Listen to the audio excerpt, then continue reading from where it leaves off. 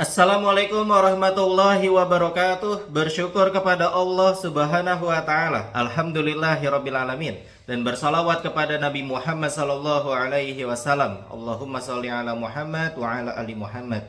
Baik teman-teman sekalian, kita akan lanjutkan kembali ngaji kita, yaitu Tafsir Al-Munir surat Al-Ghasyiyah part 1 ya. Bismillahirrahmanirrahim. Surat Al-Ghasyiyah, Makkiyah, 26 ayat. Penamaan surat ini dinamakan dengan surat Al-Ghasyiyah karena dimulai dengan firman Allah Subhanahu wa taala, "Hal ataka haditsul ghasyiyah?" Sudahkah sampai kepadamu berita tentang hari kiamat? Al-Ghasyiyah 1. Al-Ghasyiyah adalah salah satu nama dari nama hari kiamat, yaitu kejadian dahsyat yang membuat takut manusia. Istifham atau pertanyaan dalam ayat tersebut berfungsi untuk menakut-nakuti dan membesarkan perkara pada hari tersebut, hari kiamat gitu ya. Kita langsung ke kandungan surat. Surat Makkiyah ini berbicara tentang pokok-pokok akidah di dalam 3 tema utama, yaitu 1. Menyifati keadaan hari kiamat yang menakutkan dan yang akan memperoleh oleh orang kafir dan mukmin pada hari itu, berupa kesengsaraan dan kebahagiaan, serta menyifati penduduk surga dan penduduk neraka. Oke. Nah, baik, untuk poin 2 dan poin 3 akan kita bahas pada pertemuan berikutnya ya. Keutamaan surat telah disebutkan dalam pembahasan mengenai keutamaan surat sebelumnya, riwayat Muslim dan para pemilik kitab Sunan dari Nu'man bin Bashir bahwasanya Rasulullah SAW membaca surat Al-A'la dan Al-Ghasyiyah dalam sholat Jumat dan sholat 2 hari raya. Malik, Muslim, Abu Dawud, Nasa'i, dan Ibnu Majah meriwayatkan dari Nu'man bin Bashir juga bahwa dia ditanya, dengan surat apa lagi Rasulullah SAW membaca bersama surat Al-Jum'ah pada sholat Jumat? Dia menjawab dengan surat Al-Ghasyiyah. Oke. Nah, untuk per satu kita akan baca 1 sampai 7 dan tafsirnya. Oke, temanya ini adalah kondisi menakutkan pada hari kiamat dan keadaan para penghuni neraka. Nah, kita bahas neraka-neraka dulu ya, sebagai peringatan. Oke, a'udzubillahi minasyaitonirrajim. Bismillahirrahmanirrahim.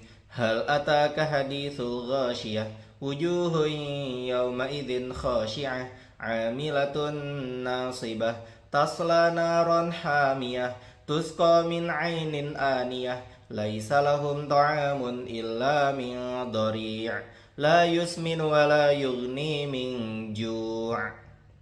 Oke, yang artinya, sudahkah sampai kepadamu berita tentang hari kiamat? Pada hari itu banyak wajah yang tertunduk terhina karena bekerja keras lagi kepayahan. Mereka memasuki api yang sangat panas alias neraka, diberi minum dari sumber mata air yang sangat panas. Tidak ada makanan bagi mereka selain dari pohon yang berduri yang tidak menggemukkan dan tidak menghilangkan lapar. Oke. Baik, mufradat lughawiyah. Al-Ghasyiyah, hari kiamat, yaitu sebuah kejadian yang membuat manusia merasa ketakutan. Khasyiah, yang tunduk. Amilatun nasibah, melakukan perbuatan selama di dunia dan berpayah-payah. Tetapi ketika hari kiamat tidak berguna, atau mereka kepayahan di dalam neraka karena terbelenggu dengan rantai. Kata nasibah berarti kelelahan, sebagaimana firman Allah Subhanahu wa taala Asy-Syarah ayat 7, maka apabila engkau telah selesai dari suatu urusan, tetaplah bekerja keras untuk urusan yang lain. Maksudnya, jika kamu telah selesai sholat, maka berpayah-payahlah dalam berdoa. Oke. Tasla naron, masuk neraka. Oke. Kita lanjutkan. Hamiyah, sangat panas. Min ainin aniyah, kata al-ain berarti sumber mata air, sedangkan al-aniyah berarti sangat panas. Oke, dori, sejenis duri yang tidak dimakan oleh hewan lantaran tidak enak, bahaya, dan juga sangat pahit. Adapun yang masih muda dan masih basah masih dapat dimakan oleh unta. Maksudnya dalam ayat ini adalah makanan mereka adalah makanan yang sangat dihindari oleh hewan seperti unta. Oke. La yusmin wa la yughni min ju', tidak menggemukkan dan tidak menghilangkan rasa lapar. Oke, tafsir dan penjelasan. Sudah sampai kepadamu berita tentang hari kiamat? Al-Ghasyiyah 1. Wahai Muhammad, apakah telah sampai kepadamu berita tentang hari kiamat? Hari kiamat dinamakan Ghasyiyah karena ia menyelimuti manusia dengan rasa takut. Maksud dari pertanyaan ini adalah, kamu belum pernah mendengar kabar tentang kejadian besar ini sebelumnya. Sungguh kabar tersebut telah datang kepadamu sekarang. Maka dengarkanlah. Kalimat tersebut bukan untuk benar-benar bertanya, tetapi bertujuan untuk membuat orang yang mendengarkan benar-benar ingin mengetahuinya. Kalimat tersebut juga bertujuan untuk membuat orang yang mendengarkan kagum dengan apa yang akan disebutkan setelah pertanyaan tersebut. Maknanya adalah, wahai Muhammad, telah datang kepadamu berita hari kiamat. Kemudian Allah Subhanahu wa taala menyebutkan keadaan-keadaan manusia dan terbaginya menjadi dua kelompok, yaitu orang-orang celaka dan bahagia. Setelah itu Allah mulai menyifati orang-orang yang celaka karena surat ini bertujuan untuk menakut-nakuti sebagaimana ditunjukkan oleh lafal Al-Ghasyiyah. Lantas Allah Subhanahu wa taala berfirman, Al-Ghasyiyah 2-3, pada hari itu banyak wajah yang tertunduk terhina karena bekerja keras lagi kepayahan. Orang-orang yang memiliki muka tersebut tertunduk. Maksud dari wajah di dalam ayat ini adalah zat, yaitu pemilik muka manusia secara utuh. Mereka adalah orang-orang kafir. Pada hari itu wajah-wajah tersebut menjadi terhina dan tertunduk karena mendapatkan siksa. Penisbahan tunduk dan hina kepada wajah karena pengaruhnya terlihat di wajah.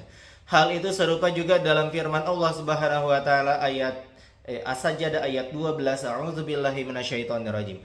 Walau tara idil mujrimuna nakisu ru'usihim 'inda rabbihim Rabbana absarna wa sami'na farji'na na'mal salihan inna muqinun. Yang artinya, jika sekiranya kamu melihat orang-orang yang berdosa itu menundukkan kepala di hadapan Tuhannya, kamu akan melihat sesuatu yang sangat luar biasa dan mereka berkata, ya Tuhan kami telah melihat hari kiamat yang kami ingkari dan mendengar darimu kebenaran ucapan Rasul-Rasulmu. Maka kembalikanlah kami ke dunia, niscaya kami akan beramal solih.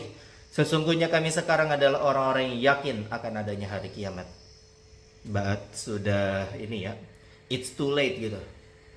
Sudah terlambat. Oke. Nah, baik teman-teman sekalian, jadi saksi bahasan kita itu adalah orang-orang yang berdosa itu ketika di hari kiamat menundukkan kepalanya di hadapan Tuhannya. Oke. Terus kemudian firman Allah Subhanahu wa taala dalam surat Asy-Syura ayat 45, A'udzubillahi minasyaitonirrajim. Wa tarahum yu'raduna 'alaiha khashi'ina minadh-dhulli yanzuruna min tarfin khafi. Wa qala alladziina aamanu innal khasirina alladziina khasiru anfusahum wa ahlihim yaumal qiyamah ala innadh dhalimina fi 'adzabim muqim. Yang artinya, kamu akan melihat mereka dihadapkan kepadanya neraka dalam keadaan tertunduk karena merasa hina. Mereka memperhatikan dengan pandangan yang lesu. Orang-orang beriman berkata, sesungguhnya orang-orang yang rugi adalah orang-orang yang merugikan diri mereka sendiri dan keluarganya pada hari kiamat. Ketahuilah, sesungguhnya orang-orang zalim itu berada dalam azab yang kekal. Nah itu ya, sama juga saksi bahasan kita, yaitu adalah kondisi orang-orang kafir tertunduk karena merasa hina, pandangannya lesu. Oke. Selama di dunia, orang-orang itu beramal, maksudnya orang-orang kafir itu ya, beramal sangat banyak dan lelah dalam beribadah. Akan tetapi mereka tidak mendapatkan pahala atas perbuatannya karena mereka dalam kekufuran, kesesatan. Sedangkan beriman kepada Allah dan Rasul sallallahu alaihi wasallam merupakan syarat diterimanya amal perbuatan. Ayat tersebut menjelaskan para pendeta dan penyembah berhala serta setiap orang yang senantiasa berada dalam kekufuran. Oke, kemudian Allah menyebutkan balasan bagi mereka pada hari kiamat. Al-Ghasyiyah 4-7. Mereka memasuki api yang sangat panas neraka, diberi minum dari sumber mata air yang sangat panas. Tidak ada makanan bagi mereka selain pohon yang berduri yang tidak menggemukkan dan tidak menghilangkan lapar. Maksudnya, wajah-wajah orang kafir masuk neraka yang sangat panas. Wajah-wajah tersebut disiksa karena perbuatan-perbuatannya yang buruk. Jika mereka haus, maka diberi minuman dari sumber air yang sangat panas dan tidak akan menghilangkan dahaga. Mereka tidak mempunyai makanan yang bisa disantap kecuali pohon yang berduri, yaitu pohon berduri yang sangat pahit dan berbahaya. oleh penduduk Hijaz alias Arab sering disebut dengan syabaro jika pohon tersebut belum kering. Jika sudah kering, pohon itu disebut dengan dori', itu adalah racun dan sejelek-jelek serta seburuk-buruk makanan.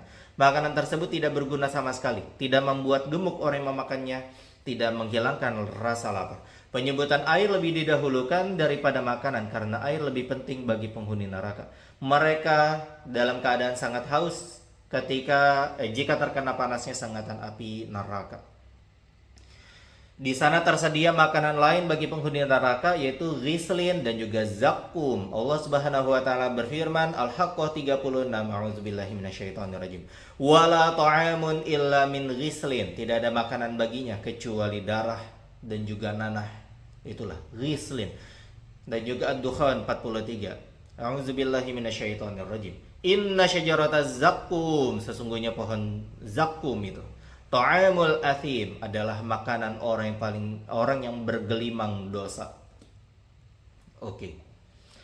Al-Hafiz Abu Bakar Al-Barqani meriwayatkan dari Abu Amran Al-Juni, dia berkata, Umar bin Khattab radhiyallahu anhu pernah melewati tempat tinggal seorang rahib. Rahib itu Yahudi ya. Nah, lantas dia memanggilnya wahai rahib. Si rahib tadi mendekatinya, kemudian Umar melihatnya dan menangis. Lantas dia ditanya, wahai Amirul Mukminin, apa yang membuatmu menangis dari hal ini? Dia Umar menjawab, aku mengingat firman Allah Azza wa Jalla dalam kitabnya, yaitu Al-Ghasyiyah 3-4. Karena bekerja keras lagi kepayahan, mereka memasuki api yang sangat panas. Ayat itulah yang membuatku menangis, kata Umar ya. Oke. Baik, kita akan lanjutkan fikih kehidupan atau hukum-hukum atau apa-apa saja yang bisa kita pelajari di surat ini ayat 1-7 ya, Al-Ghasyiyah. Nah, 1. Kiamat adalah hari yang sangat menakutkan. Hari tersebut menyelimuti manusia dengan ketakutan dan kekhawatiran yang dahsyat. 2. Wajah orang-orang kafir seperti para penyembah berhala, para rohib dan lainnya pada hari itu menjadi terhina karena mendapatkan siksaan dan tertunduk karena mendapatkan hukuman. Padahal ketika di dunia mereka beramal dan berpayah-payah. Akhirat bukanlah tempat untuk beramal. Mereka khusyuk kepada Allah, beramal dan berpayah-payah, tetapi semua itu tidak bermanfaat bagi mereka ketika di akhirat. Hal itu disebabkan amalan-amalan mereka itu dibangun di atas selain asas agama yang lurus, yang berpijak pada tauhid murni dan keikhlasan sempurna kepada Allah Subhanahu wa taala. Allah Subhanahu wa taala tidak akan menerima amal melainkan yang dikerjakan dengan ikhlas karenanya. Allah Subhanahu wa taala menyifati amal mereka dalam firman-Nya. Oke, Al-Kahfi 103-106. A'udzubillahi minasyaitonirrajim.